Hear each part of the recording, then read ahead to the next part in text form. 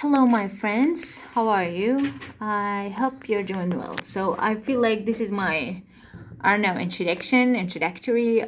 So to start my video. Anyways, so here we're gonna talk about participles and participial phrases, absolute phrases. Okay, so it's easy. I always say that I know that everything in English is easy. I don't know why. Anyway, so here I'm gonna explain it. I'm gonna explain this lesson. Examples. I'm gonna give examples, and I want you guys, just as always, I always ask you to answer the exercise that we have it. Okay, so first let's start with the definition or something like that. Okay, so a verbal, let's start with this. A verbal is a verb form that functions as a different part of speech. Three types of verbal are participles, gerunds, and infinitives. We're gonna start today with participles, and we have another lesson for gerunds and another lesson for infinitives. So rest assured, I can assure you, like, we have these lessons. So we're going to start with a participle is a verb form that acts as an adjective, modifying a noun or pronoun. So first thing you should know that a participle is kind of an adjective. Modifies a noun or a pronoun. Like adjectives, a participle can come before or after the word it modifies. So we're gonna see what does that mean. So we have present participles end in ing. Past participle usually end in d or ag. But the past participle of irregular verbs have other endings.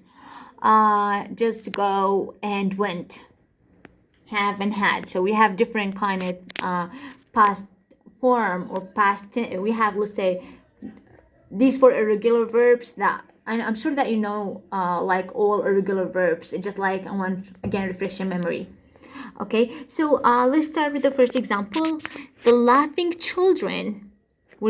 Here we describe in the children. That's why we said at the beginning that a participle is a verb form that acts as an adjective. Clamored for more jokes. Sorry. So here present participle before the noun it modifies. So here with the noun is children, and the laughing modify children. And again, participle acts as an adjective.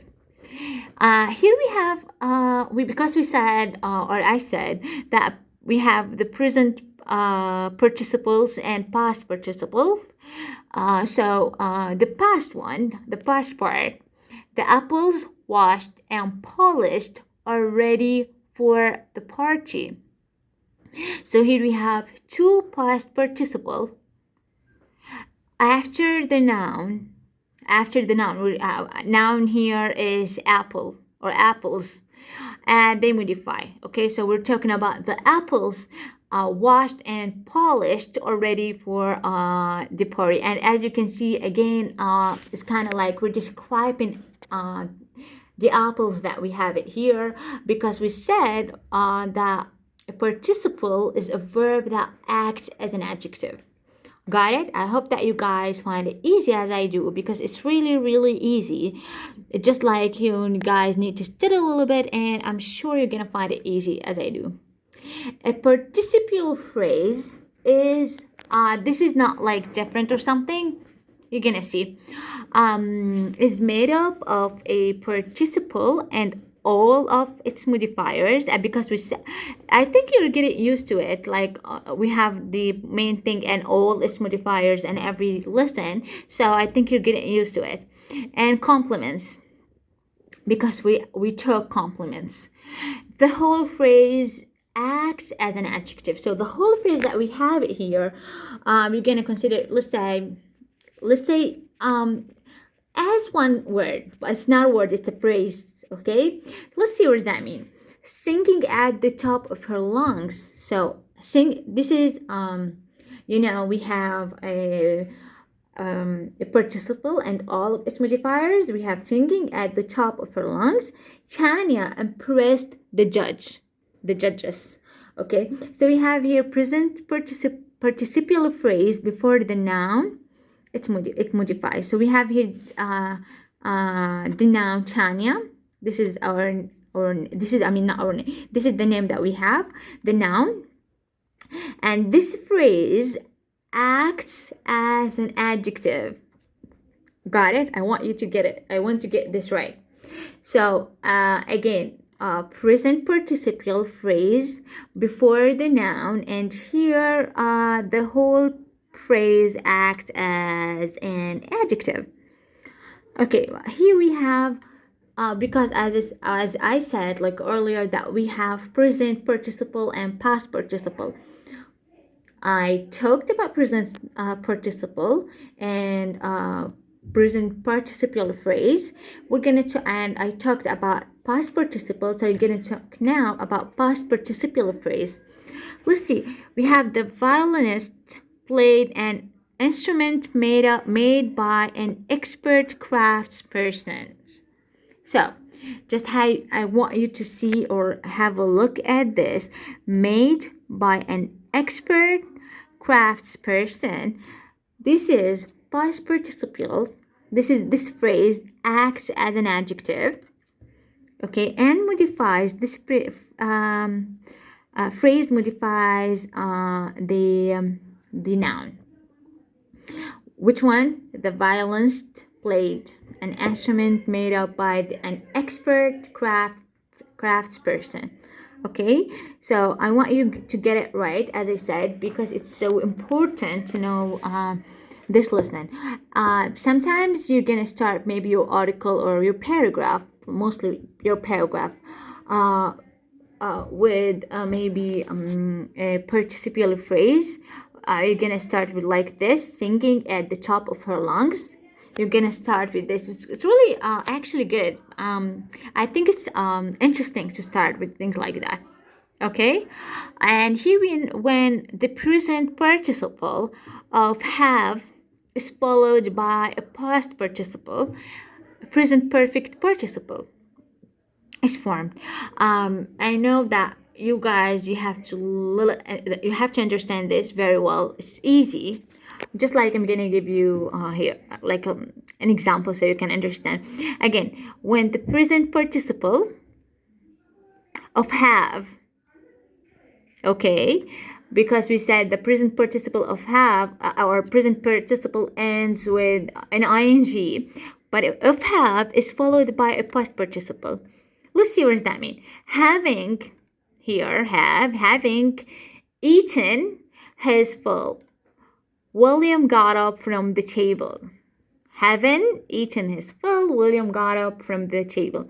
So we have this phrase, participial phrase. Okay, participial phrase.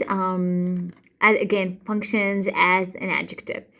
Here, having been late often, Mary lost her job. Having been late often, Mary lost her job. So I just want you to I want to make sure that you guys understand that we act like have and have with ing, and you're gonna write after have an ing past participle, eaten, been, etc., like another verbs that if we have, and it's like the present participle that we have just talked about it.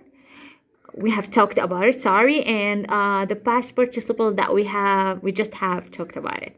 We have it right now, okay? And here we have an absolute phrase consists of a noun and either a participle or participial phrase. It stands absolutely by itself, part of neither the subject nor the verb, because absolute phrases are non-essential. They are always set off by commas. Use them to open your sentences, to conclude them, or to interrupt them. You're gonna see it. Its paw broken. The dog now limped along. So the participle broken modifies the subject of the phrase paw, not dog. because we're talking about this word. We're not talking about this one. Okay? The subject of independent clause.